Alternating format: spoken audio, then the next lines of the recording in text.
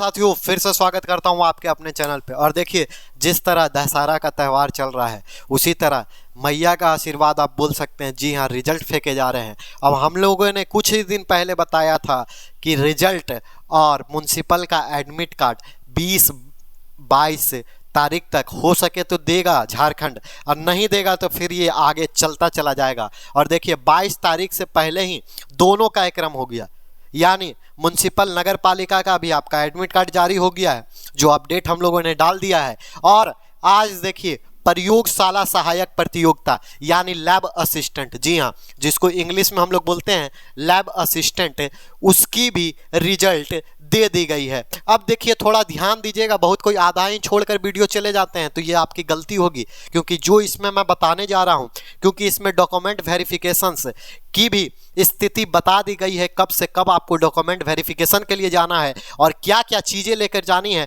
तो इसमें पूरा डिटेल में हम लोग देखेंगे। अगर आप छोड़ कर जाइएगा वीडियो तो कुछ चीज़ आपकी छूट जाएगी, और फिर आप डॉक्यूमेंट वेरिफिकेशन में क्या पता आपका उस समय रोल नंबर दिया हुआ हो और उस टाइम आप नहीं पहुंच पाइएगा, तो क्या पता आपकी नौकरी हाथ से चली जाएगी, अपॉर्चुनिटी आपके हाथ से चले जाएगी। इसीलिए वीडियो में पूरी तरह से बेहतरीन तौर से बने रहिए और अच्छी तरीके से समझिए कि आपको किस डेट को जाना है, कौन सी तारीख को आपको जाना है और क्या क्या लेकर जाना है, कौन कौन से रोल नंबर कब कब जाएंगे। तो देखिए, स्टार्ट करते हैं।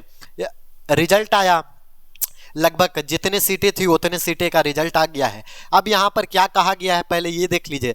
यहाँ पर लिखा गया है, झारखंड प्रयोगशाला सहायक प्रतियोगिता परीक्षा 2023 के आधार पर अल्प सूचीबद्ध अभ्यर्थियों के प्रमाण पत्रों की जांच का कार्यक्रम भी दे दिया है साथ ही साथ।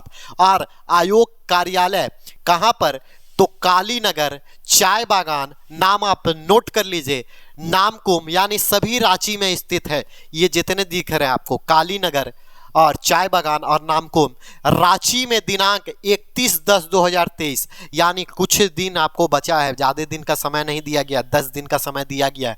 31 अक्टूबर से लेकर 2/11/2023 यानी नवंबर तक आप निम्नलिखित कार्यक्रम के अनुसार 2 पालियां में होगी, 2 पालियों में की गई है, एक मॉर्निंग शिफ्ट और इवनिंग शिफ्ट में। तो देखिए, प्रथम पाली का जो समय रहेगा वो आपका देखिए 11 बजे से लेकर 1:30 बजे तक रहेगा, यानी 1:30 दोपहर तक रहेगी। देखिए, द्वितीय पाली में जो होगी उसका समय रखा गया है 2:30 से लेकर 5 बजे तक, यानी 2:30 बजे से लेकर 5 बजे तक।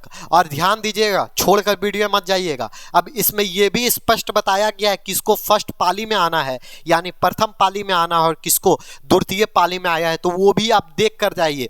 देखिए, दोनों पालियों के अभ्यर्थी जांच शुरू होने से पहले 1 घंटे पहले जांच स्थल पर निश्चित रूप से पहुंच जाएंगे। यह सबसे इंपॉर्टेंट पॉइंट है, ये आप नोट कर लीजिएगा। आपको अगर प्रथम पाली में बुलाया गया है तो 11 बजे का समय है, तो 1 घंटा पहले आप 10 ही बजे पहुंचिएगा, और द्वितीय पाली में अगर आपका 2:30 बजे का समय है तो 1:30 बजे आप वहां पर निश्चित रूप से पहुंच जाइएगा। अगर लेट होगी तो फिर जिम्मेदारी सरकार की नहीं है, आपका नहीं हो सकता है जांच, आपको छांटा जा सकता है। तो ये आप ट्रैफिक बहुत ज़्यादा रहता है रांची में, इसीलिए आप समय से पहले निकलिएगा, किसी तरह का कोई गलती ना हो जाए।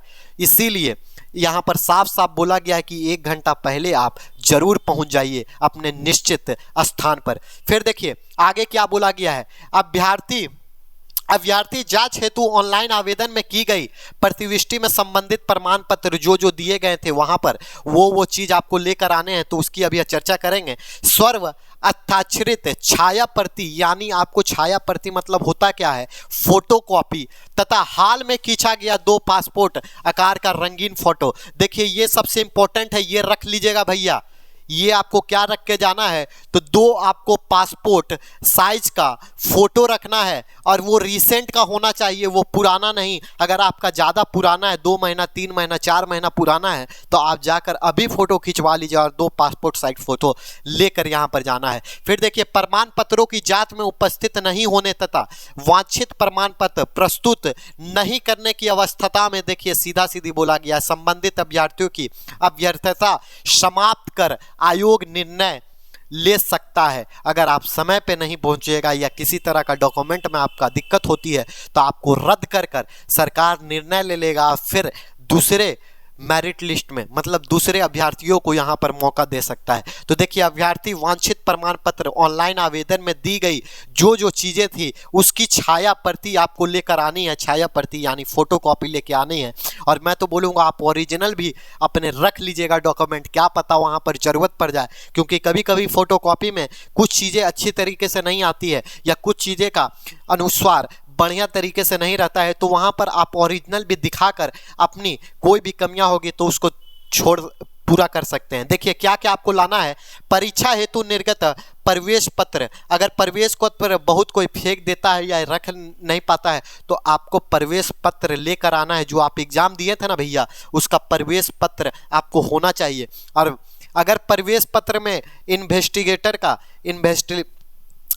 का साइन होता है तो मुझे पता नहीं, अगर साइन का ऑप्शन होगा तब तो वही मानेगा, अगर साइन का ऑप्शन नहीं होगा तो अगर आप डाउनलोड करके भी रखे होंगे तो उसकी एक प्रिंट निकाल कर लेकर जाइएगा। फिर आगे आपको क्या ले जाना है, तो फिर आपको देखिए आगे क्या ले जाना है वो थोड़ा ध्यान दीजिएगा।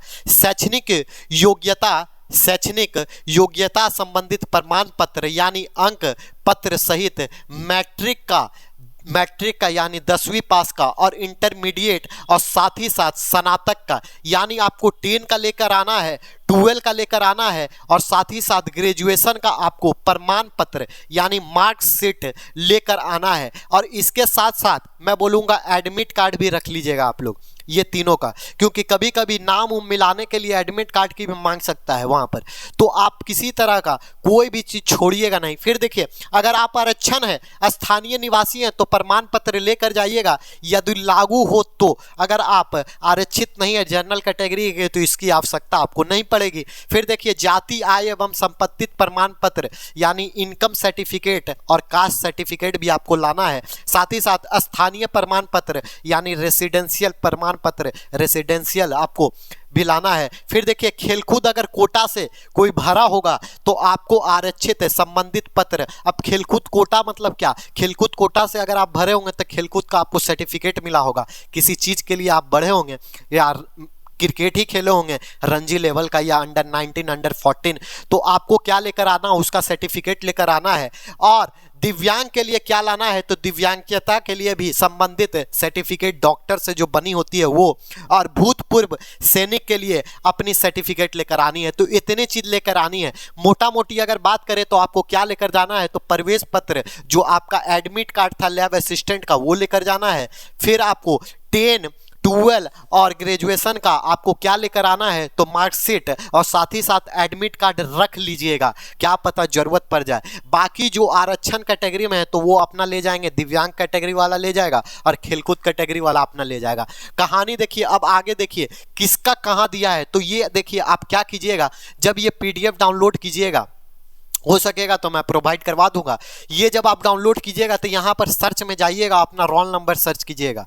अब देखिए यहाँ पर साफ साफ देखिए, यहाँ पर दिया हुआ है डेट, यहाँ पर डेट दिया हुआ है और डेट के साथ इन्होंने शिफ्ट दे दिया है, फर्स्ट शिफ्ट यानी फर्स्ट पाली, और टाइमिंग दिया हुआ है 11 से 1:30 बजे तक। तो जब आप रोल नंबर सर्च कीजिएगा तो आपका दिखाई देगा, और ऊपर में आप जरूर देख लीजिएगा कि कौन सी डेट में है और कौन सी पाली में है, यानी कौन सी शिफ्ट में है। तो इस तरह से देखिए आपका जारी किया गया। देखिए 31 तारीख का सेकंड शिफ्ट में सभी का रोल नंबर दिया हुआ है, फिर उसी तरह से 1 तारीख का फर्स्ट शिफ्ट में रोल नंबर। तो ये तो रोल नंबर आपको खुद देखना होगा, ये मैं नहीं बताऊंगा। हाँ, किसी को अगर देखने में कठिनाइयाँ हो रही है तो आप कमेंट कीजिएगा अपना रोल नंबर, हम देखकर कमेंट आपको कर देंगे या उसके माध्यम से, किसी माध्यम से हम आपको बता देंगे।